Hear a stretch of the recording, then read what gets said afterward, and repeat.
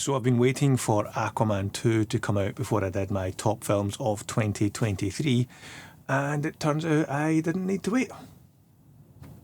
Because it's pretty pish. 4 years ago, I was basically unemployed. A wanderer with no home. Aquaman 2, or Aquaman The Lost Kingdom, I think is its official title. I don't think there's a 2 in there, or is there? Anyway, it's the follow-up to James Wan's original Aquaman back in 2019, was it? I think. Which was actually quite enjoyable. It was kind of brilliantly bonkers, is how I remember thinking about the first Aquaman movie. Not an amazing movie, not a perfect movie by any stretch, but a fairly decent, if forgettable, superhero movie with a bonkers final act. This is the follow-up to that movie. It takes place a couple of years after the first movie, maybe. Jason Momoa is back as Arthur Curry, aka Aquaman. He is married to Mera. More on Amber Heard later. He is living half his life on the surface world and half his life as the King of Atlantis. They've got a newborn baby. So yeah, he's struggling to find balance between living as a normal dad / husband and, being the King of Atlantis. Meanwhile, Black Manta, played by Yahya Abdul-Mateen II, is still, plotting revenge against Aquaman for killing his dad in the first movie. Spoilers. He has teamed up with Randall Park's scientist dude who was in the post-credit scene for the first Aquaman movie, I think, or a different post-credit scene. Anyway, they've teamed up and are on a mission to get a whole bunch of green goo as a power source to help fuel their, bad guy tech and bad guy weapons so that they can destroy Aquaman, Atlantis, and probably the world. So, Aquaman has to team up with his bad guy brother, Orm, or is it Orin? Orm, played by Patrick Wilson, who's been in jail after the events of the first movie for, however long it's been since then. He obviously has some insight into Black Manta's character, so they break him out of jail and go on a bit of a, buddy cop adventure to stop Black Manta. Plot-wise, that's pretty much it. But is it any good? No, it's not. As I mentioned in the intro, it's pretty pish.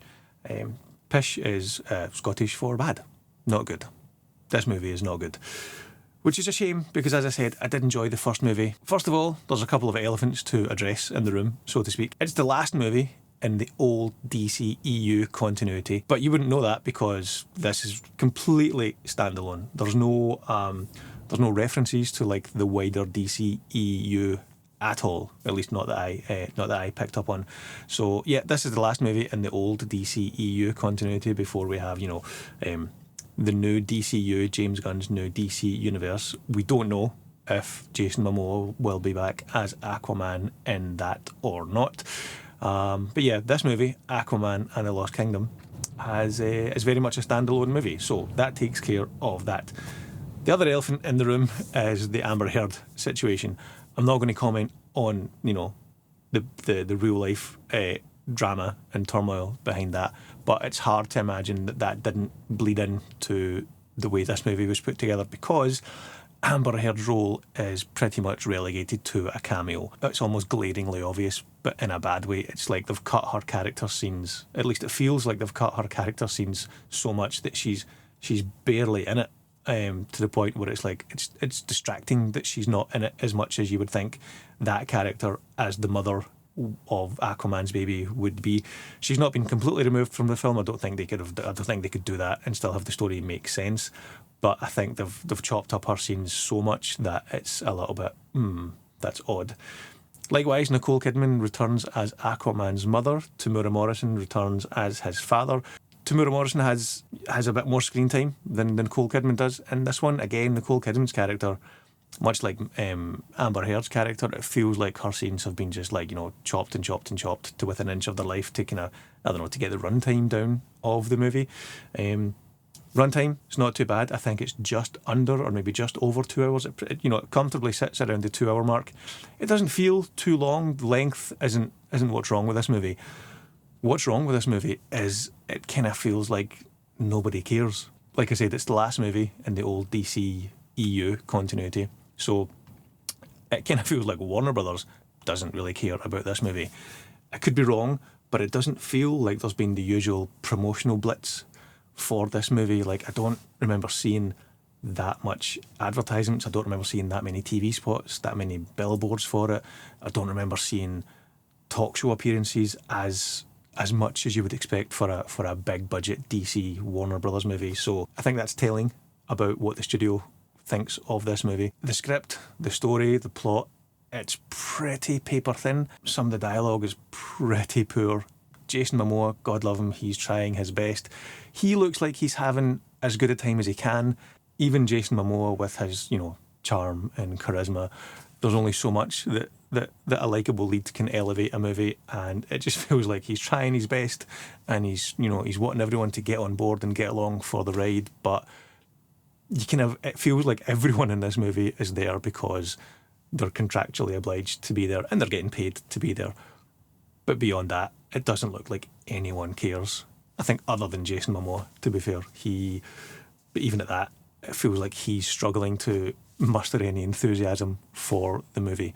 The action scenes, which in the first movie were a bit of a standout, there were some really well choreographed action scenes in the first movie. They're nowhere to be seen in this movie. James Wan's movies are sometimes known for these like really elaborate one-take shots. Like there's a couple of them in the first Aquaman. I think there's in that Kevin Bacon revenge film, which the name of which escapes me, there's a brilliant one shot that comes in and out of like, a car park multi-story thing. Anyway, the action scenes in this movie, again, they feel just lackluster and forced, like no one cares that much. Like they're just going through the motions to get to where they need to go. The part of the movie that is like, the buddy cop road trip adventure between Jason Momoa's Aquaman and Patrick Wilson's Orm, the banter between them at times is quite good and quite refreshing, but equally at times it does feel quite forced. And again, try as they might, there's only so much that likeable leads can elevate a movie that has a bad script, a bad story, behind the scenes drama, and yeah, it's just not great.